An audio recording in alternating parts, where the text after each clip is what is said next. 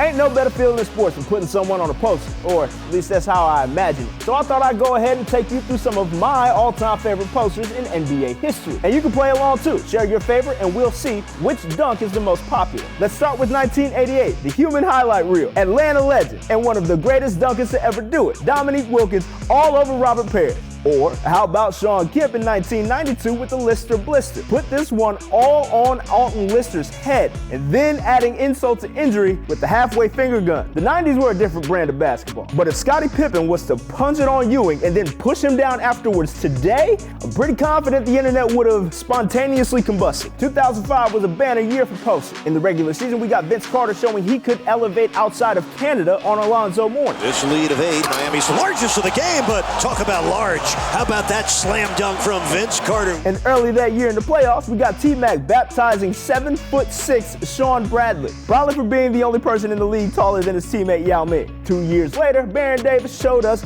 that there's hardly anything better than when a point guard gets up over a big man, and the original Oracle environment really brings it over the top. The last decade gave us some all-timers as well. We started the whole thing off right with Blake Griffin's throw-in over Mozgov in his first official year in the league. Lob City also gave us DeAndre Jordan putting poor Brandon Knight in a goddamn coffin. This is what you get for properly rotating as a guard on defense.